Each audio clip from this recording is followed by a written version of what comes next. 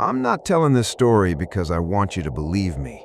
I'm telling it because if you ever drive for a rideshare app late at night, you should remember one thing.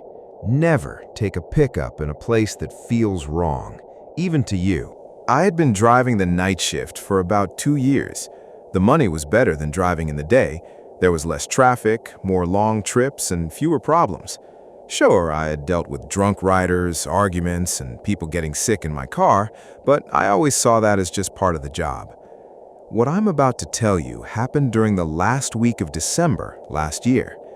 It had been snowing all day. A little after midnight, the roads were almost empty. I had already decided to do one more ride before going home. That's when I got a new ride request. The pickup spot caught my attention right away. Pine Creek Road. I had never heard of it before. I checked Google Maps. It was about 15 minutes outside the city, down a narrow road with forest all around it. I thought maybe someone's car had broken down, so I took the ride. As I drove farther out, I noticed something strange. The farther I went, the weaker my phone signal got. Right before entering the area, I passed an old gas station. I was surprised it was still open, even though it was almost 1 a.m. I looked at my gas gauge and saw it had dropped to a little below half a tank. Since I didn't know how far this trip might take me, I decided to fill up. I pulled in, swiped my card at the pump, and started filling the tank. Inside the station, an old man sat behind the counter. He looked to be about 70 years old. While I was paying, he glanced at my phone screen and saw the destination. "You heading out there?" he asked. I smiled. "Yeah, got a pickup." He stared at me for a few seconds without saying anything. Then he said, quietly, "GPS tends to send people to the end of that road sometimes." I shrugged. Probably just someone who typed in the wrong spot. The old man didn't smile. He slid my receipt across the counter and said, "When you're done, don't come back this way." I frowned. "What do you mean?" "Take the highway instead." His voice was calm, almost too calm. The warning felt strange, but at the time, I didn't think much of it. I got back in my car and kept driving. About 10 minutes later, the app said, "You have arrived." I pulled over. As my headlights lit up the area ahead, I saw the road had simply ended. In front of me was nothing but an open field covered in snow. Thick pine trees stood on my right. An old broken wooden fence ran along the left side. There were no houses, no lights, no people. I honked my horn a few times. Nothing. The app still said, "Passenger waiting." I thought maybe the passenger was standing farther back among the trees, so I turned on my high beams. The light reached much farther into the clearing. Still, no one. Right then, I opened the chat and typed, "Where are you? I don't see anyone." About 10 seconds passed. No reply. A strange feeling filled my chest. Then, my phone buzzed. A new message. "I can see you." I looked every window. Nothing but snow, trees, darkness. That was it. I remember thinking I never should have taken this pickup. Should I just leave? Cancel the ride? But then, for the first time that night, I had a clear feeling that I wasn't alone. I looked back down at my phone. My thumb hovered over the cancel ride button. I was just about to tap it when my phone buzzed again. Another message. "Please don't leave." I stared at the screen for a few seconds, then I typed back, "Where are you? I'll drive over to you." This time, the reply took a little longer. "Stay exactly where you are." Now I was getting annoyed. It honestly felt like someone was messing with me. I rolled my window down a few inches and shouted, "Hello? If you can hear me, come out. I don't have all night." No answer, only the sound of wind moving through the pine trees. I looked back at the map in the app. That's when I noticed something strange for the first time. The rider's little blue icon wasn't in front of my car. It wasn't behind me either. It was right on top of my car. I frowned. Great, GPS is glitching. I zoomed in, then zoomed back out. Same thing. It looked like the app was saying the rider was already inside my car. I shook my head. Bad signal, I muttered to myself. That's all this is. Right then, my phone buzzed again. A new message appeared.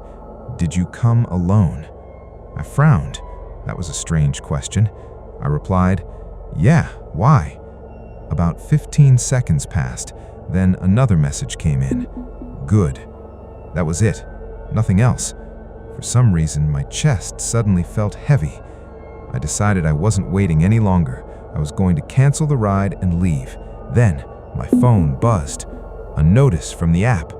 Passenger has been waiting for 12 minutes. I stared at the screen. 12 minutes? I couldn't be right. I had been there for, 4 or 5 minutes at most? I looked at the clock on my dashboard. 1:18 a.m. My stomach dropped. When I had arrived, it was 1:06 a.m. 12 minutes really had passed, but it didn't feel that way. It honestly felt like only a few minutes had gone by.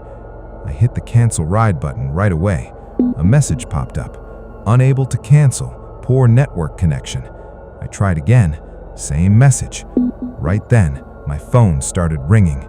The caller ID showed Daniel R. I answered right away. Hello? Hello?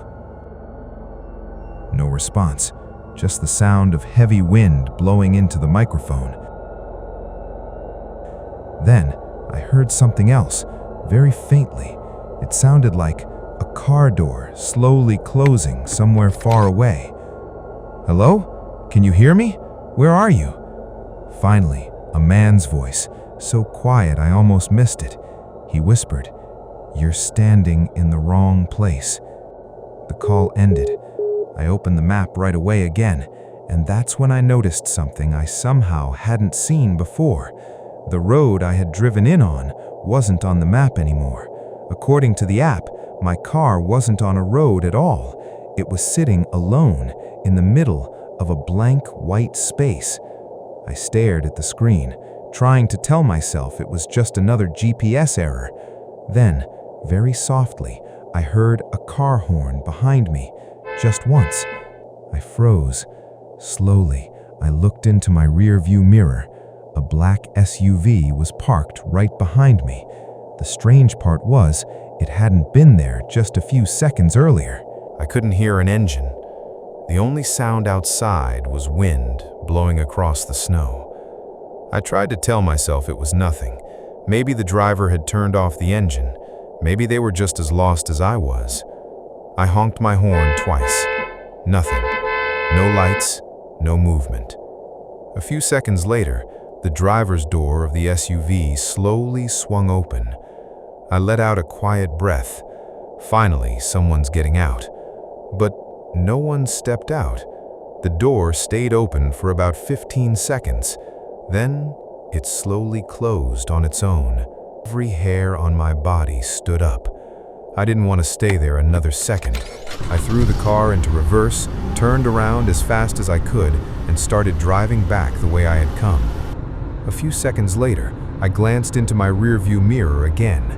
The SUV's headlights suddenly turned on. Then it started moving, slowly, straight toward me. My heart started pounding right away. I pressed harder on the gas. The SUV sped up too. 30 miles an hour, 40, then 50. It stayed right behind me. At first, I told myself maybe the driver was trying to help, but then another thought crossed my mind. If they needed help, why hadn't they said a single word? For almost 2 minutes, it stayed glued to my bumper. Then, I spotted the old gas station ahead. The lights were still on. Without thinking twice, I pulled into the parking lot as fast as I could. I slammed on the brakes, jumped out of my car, and hurried inside. The same old man was still sitting behind the counter. The moment he saw my face, he stood up. He looked at me for only a second before asking, "Did they follow you?" I was breathing so hard I could barely speak. A black SUV. It was right behind me. The old man didn't answer. He walked straight to the front window and looked outside.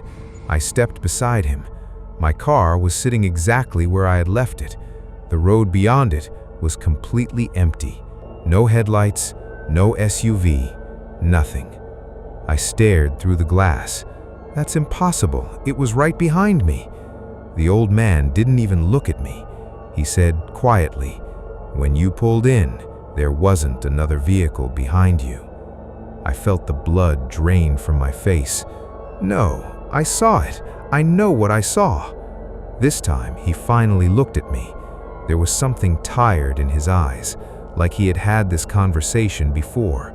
He slowly pointed toward an old newspaper clipping hanging on the wall behind the counter. I walked over and looked closer. The headline said, "Rideshare driver disappears after responding to late-night pickup on Pine Creek Road." I felt my stomach tighten.